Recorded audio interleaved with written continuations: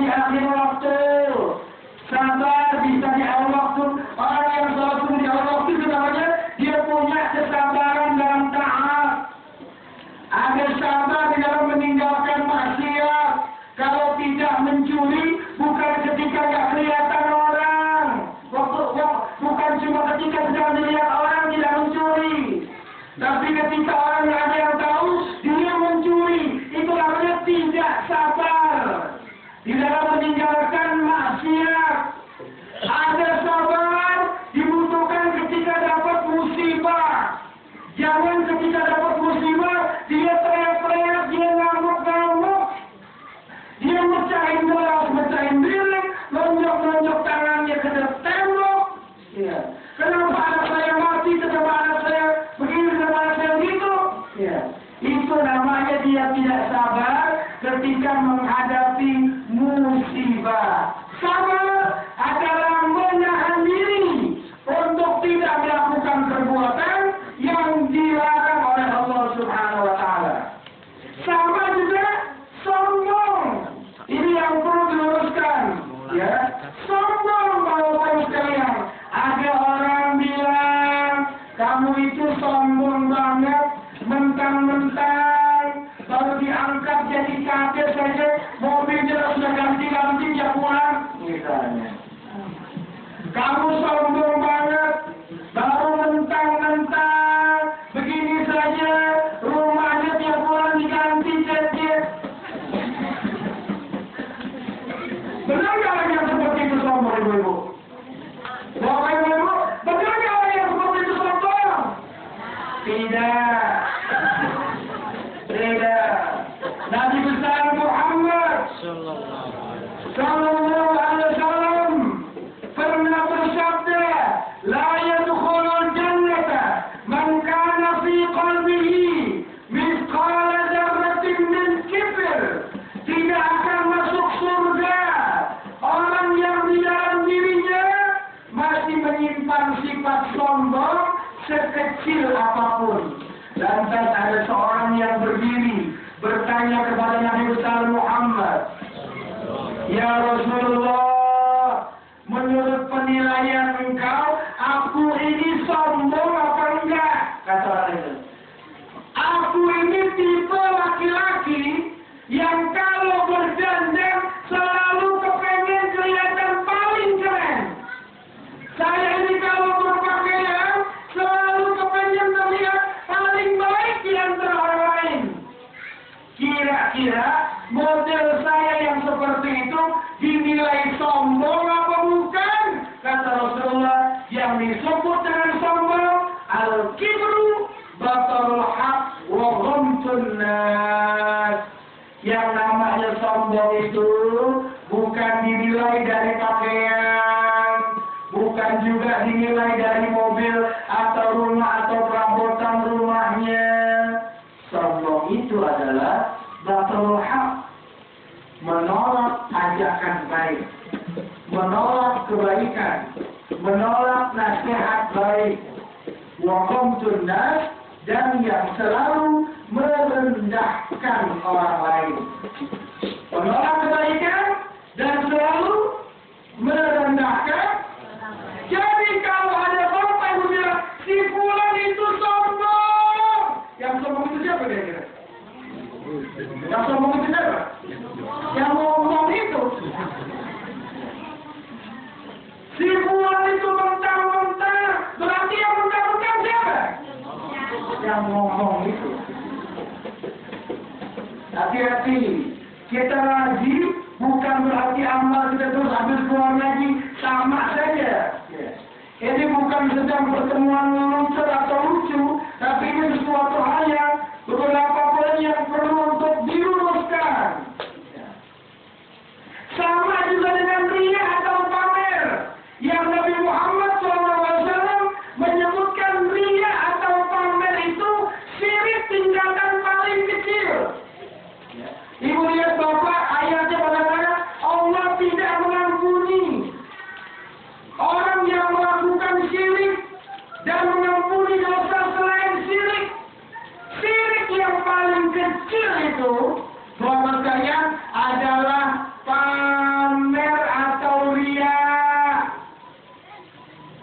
Tahu pamer ibu-ibu?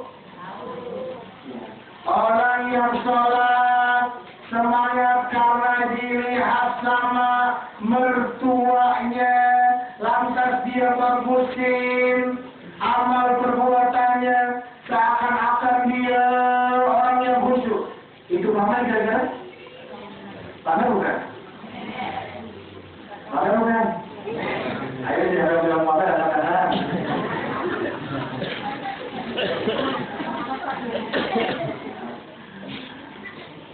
Nabi besar Muhammad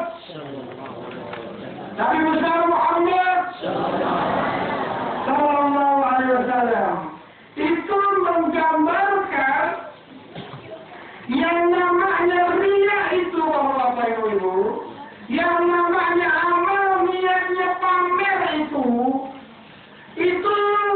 jika diibaratkan semut yang hitam ada di atas batu yang hitam, berjalan di malam hari yang gelap, di tengah-tengah padang pasir.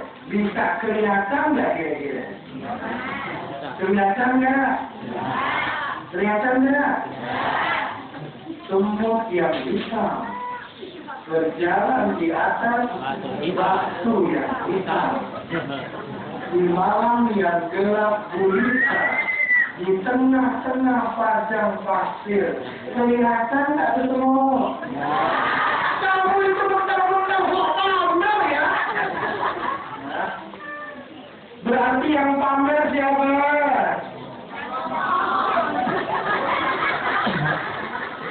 Ini pamer dia soal dari ustaz ya. Berarti selama ini kita banyak salah ya? Ngerti nggak cara membenarnya? Nggak ngerti bu? Kan kayak dikasih tahu nih kalau gitu. Lupa lagi ya? Ya Allah la quwwata.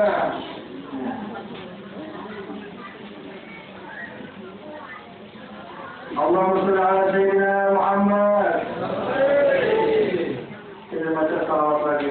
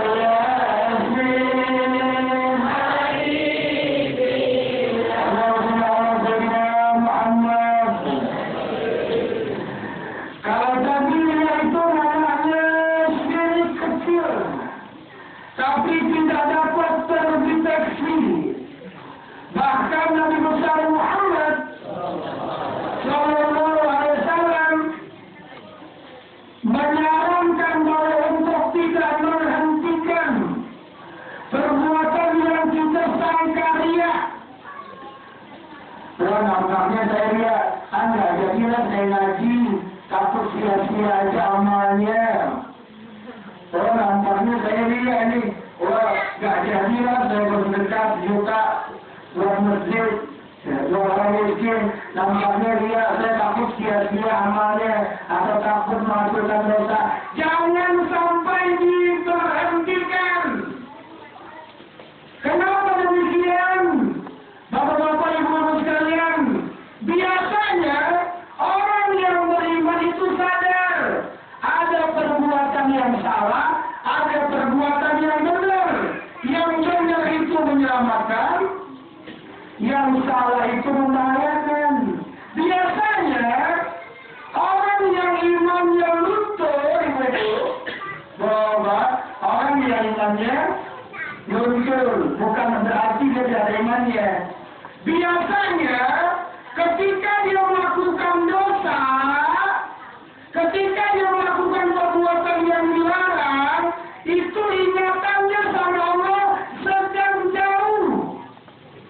Ingat azabnya di dalam dirinya sedang tidak ada. Coba ibu, dalam kehidupannya sehari selama ini, pernah nggak kita ngomongin orang? Bu, pernah nggak waktu sedang ngomongin orang, ingat dengan azab Allah nggak kira-kira? Ingat dengan azab kubur nggak kira-kira?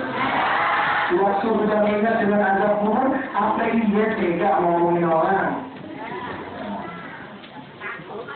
Berarti ketika kita sadar, oh ini rasanya riya ini berbahaya, bukan berarti harus diberhentikan, tapi harus dilanjutkan. Karena itu pertolongan Allah menandakan kita jadi orang yang bisa hati-hati dengan salah satu bahaya yang disebut riya atau syirik yang paling kecil. Bapak ibu sekalian, saya akan langsung membacakan hadisnya, arti dari hadis ini di dalam hadis Al-Bukhari. Diterangkan Rasulullah Shallallahu Alaihi Wasallam pernah memimpin salat subuh di salah satu tempat di Hudaybiyah pada suatu malam sehabis turun hujan. Setelah selesai, beliau menghadapkan wajahnya kepada orang banyak. Kata ibu-ibu, bapak sekalian, ini khususnya para imam. Setelah salat itu, paling tidak setelah membaca La ilaha illallah wahdahu la syarika lah, lahul mulku wa lahul hamdu, yuhyi wa yumiitu, wa huwa ala kulli syai'in qadir, maka si imam disunnahkan menghadapkan wajahnya ke arah makmum. Nabi Muhammad SAW menghadapkan wajahnya ke arah makmum. Dan Nabi Muhammad mengatakan, tahukah kalian apa yang Allah firmankan kepada kalian? Allah berfirman, apa? Asbaha min ibadi mu'minun bi wa kafirun fa'amma man qala mutirna bi fadlillahi wa rahmatihi fadzalika mu'minun bi wa kafirun bil kawkab wa amma man qala mutirna bi nawi kadza wa kadza fadzalika kafirun bi wa mu'minun bil kawkab. Apa artinya? Di pagi ini kata Rasulullah SAW menyebutkan firman Allah dalam hadis qudsi. Firman Allah itu tidak cuma ada dalam Al-Quran, tapi juga ada di dalam hadis Rasul yang biasa disebut dengan hadis qudsi. Apa Allah berfirman, ibu-ibu, bapak sekalian? Ketika turun hujan, apapun menjadi dua golongan. Ada yang imannya tambah tak kuat kepadaku. Ada orang yang dengan sebab turun hujan imannya jadi luntur. Kafir di sini bukan berarti dia jadi non-muslim, tapi imannya luntur gara-gara apa? Gara-gara turun hujan. Kenapa sebabnya?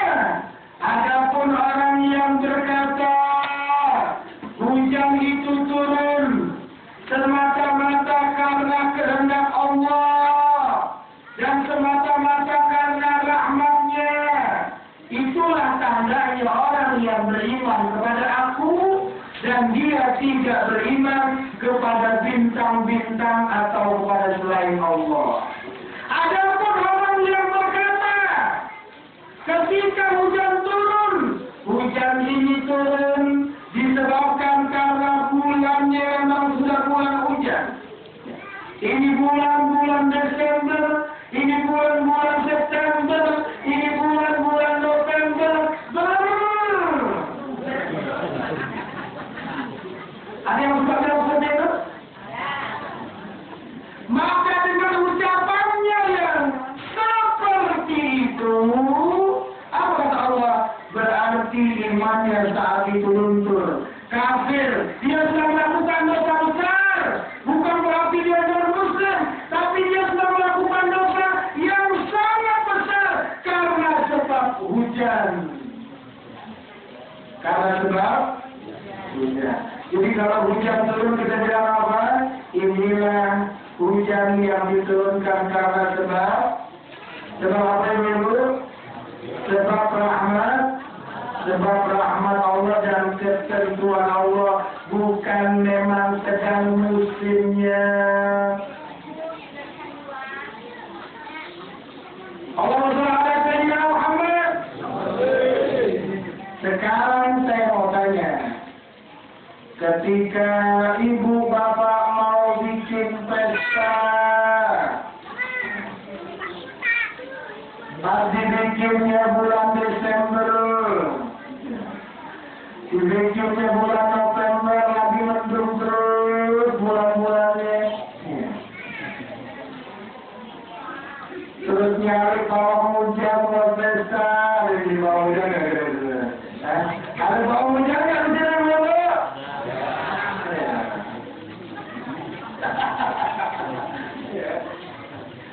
Pawangnya orang Islam bukan?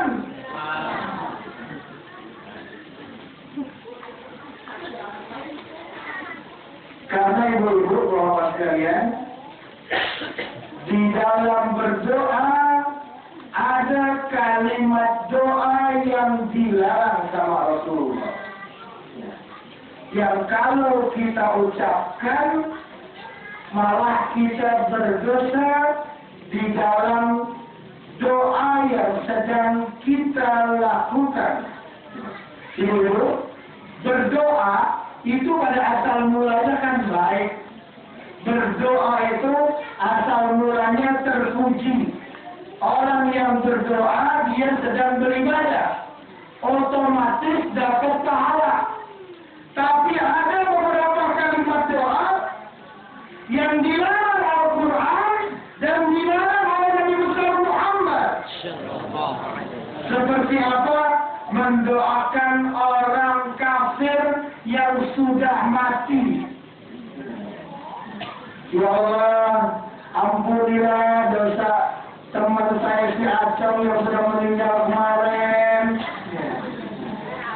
Ampunilah dosa si Franciscus yang sudah kemarin disolatkan di gereja misalnya. Ya. Kita doakan. Tidak boleh mendoakan non-muslim yang sudah meninggal. Yang masih hidup boleh. Yang masih hidup, kalau ibu bapak jenguk dia sedang sakit, mudah-mudahan Allah berikan kesembuhan, atau mudah-mudahan diberikan kesembuhan, kesehatan, kelancaran, boleh. Apalagi kalau kita doakan diam-diam, mudah-mudahan dapat hidayah masuk Islam. Diam-diam dia bilang, kan jadi masalah diam-diam. Jadi masalah kan dia? Tidak jadi masalah. Mau kita bukan memprovokasi dia, kita doakan dia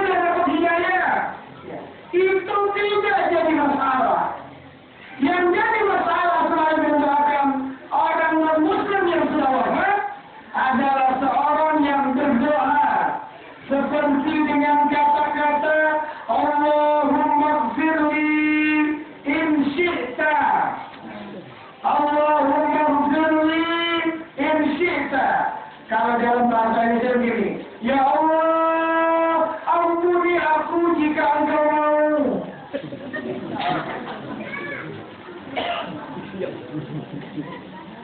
Ada ibu, anaknya sakit malaria, dibawa ke puskesmas, belum baik juga. Dibawa ke Al Makmur, belum baik juga. Dibawa ke Bungkul, udah 2 minggu malaria tidak baik-baik, belum baik juga. Akhirnya dia bilang, ya sekarang sih kita minta-minta sama Allah biar baik. Ya semua nggak dikasih baik, atau boleh buat kita terima. Gitu. Sama itu, kalimat itu sama saja. Dengan dia sudah mengucapkan kalimat doa yang dilarang, seperti kalimat, ya Allah ampuni aku jika Engkau mau. Seharusnya dibilang apa? Ya Allah ampuni aku, berikan kesembuhan. Saya yakin pasti Engkau mengabulkan. Kabulkanlah, yakin. Tidak perlu bilang minta-minta atau kalau Engkau restui. Tapi kalau enggak saya terima, aku boleh buat ya. Ngerti mana doa yang dilarang, mana yang enggak, Bu? Ibu bapak sekalian, ngerti yang mana doa yang boleh, mana yang enggak? Itu baru dua contoh, ibu-ibu bapak sekalian. Itu 2 contoh cara berdoa yang dilarang. Saya tanya sama ibu-ibu, sama bapak, kalau mau pesta, sudah mendung, sudah gelap, kira-kira berdoa apa ya? Ibu-ibu, bapak, kira-kira berdoa sama Allah apa yang mengucapinya ya? Dia udah mendung nih, tahu mau pada datang. Kira-kira berdoa apa sama Allah ya? Ya Allah, jangan dulu hujan. Ya Allah, jangan turun hujan. Boleh nggak kira-kira berdoa seperti itu ya? Boleh nggak ya? Boleh nggak? Kita lihat nanti soalnya. Ya. Allahumma shalli ala sayyidina Muhammad. Kita lihat dari sini. Udah kepanjangan belum? Belum kesiangan kan? Anna rajulan ja'a ila Nabi sallallahu alaihi wasallam yawm al-jum'ah. Ya Allah yahsub al-Madinah faqala fa'at al-matar fastasqi rabbah. فنظر إلى السماء وما نرى من سحاب فاستسقى فنشأ السحاب بعضه إلى بعض ثم مطر حتى سالت مذاهب المدينة فمن ذهب إلى الجمعة المقبلة ما تقرئ ثم قام ذلك الرجل أو غيره والنبي صلى الله عليه وسلم يخطب فقال ضربنا فادع ربك يحبسها عنا وضحك ثم قال اللهم حوالينا ولا علينا مرتين أو 3 فجعل السحاب يتصدع عن المدينة يمينا وشمالا يمطر ما حوالينا ولا يمطر منها شيء يريه الله كرامة نبيه صلى الله عليه وسلم. Diterangkan di dalam hadis Sahih Bukhari bahwa ketika Nabi Muhammad sallallahu alaihi wasallam tengah khutbah Jumat di Madinah, maka seorang laki-laki berkata, "Ya Rasulullah, sudah sekian lama hujan tidak turun. Mintalah hujan kepada Tuhanmu. Kemarau berkepanjangan. Mintalah hujan. Istasqi." Kalau orang meminta hujan, dia cukup bilang Allahumma sqina. Apa itu? Allahumma sqina. Allahumma sqina. Pakai oh. Allahumma sqina. Ya. Bukan kina. Allahumma sqina. Ya Allah, isqina. Turunkan hujan untuk kami. Allahumma Allahumma asqina, atau dia melakukan salat istisqa yang kalau salah satu doanya juga berbunyi seperti itu. Allahumma asqina, Allahumma asqina, Allahumma asqina. Itu doa minta. Lalu Nabi Muhammad SAW melihat langit dan tidak melihat banyak awan saat itu. Lalu beliau beristisqa, meminta hujan, mengucapkan Allahumma asqina. Tiba-tiba awan bermunculan dan saling menyatu antara satu dengan yang lain hingga hujan pun turun dan mengalirlah aliran-aliran air di Madinah. Hal ini berlangsung sampai satu Jumat berikutnya dan tidak terhenti. Jadi setelah musim kemarau yang berkepanjangan, Nabi Muhammad dimintain doa biar hujan. Akhirnya Nabi Muhammad doa, turun hujan seminggu nggak berhenti-berhenti.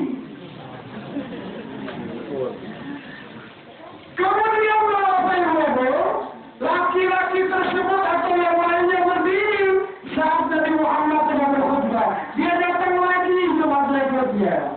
Ya Rasulullah, kami semua telah kebanjiran. Manusia dikasih kemarau, salah. Dikasih hujan, salah. Kami semua telah kebanjiran. Maka berdoa kepada Allah supaya menahan hujan dari kami. Beliau pun tersenyum. Kemudian doanya Rasulullah ini dia. Allahumma hawalaina wa la alaina. Artinya ya Allah, turunkanlah hujan di sekitar kami, bukan pada tempat kami. Hujan itu rahmat Allah bukan? Kalau orang berdoa jangan turun hujan, berarti dia adalah apa? Dia cuma bilang apa? Allahumma hawalaina wa la alaina. Jangan di tempat kami, dia di tempat yang lain aja Allah. Minta jangan turun hujan enggak? Tidak, dia dipindahin ke tempat yang lain. Jadi kalau orang bilang, ya Allah nanti dia turun hujan, saya mau pesta, kamu belum datang nih, hujan belum balik. Ada yang seperti itu nangis enggak? Kalau mau hujan, terus nangis dia. Takut tak balik modal. Ya kan, menurut? Jadi doanya apa? Allahumma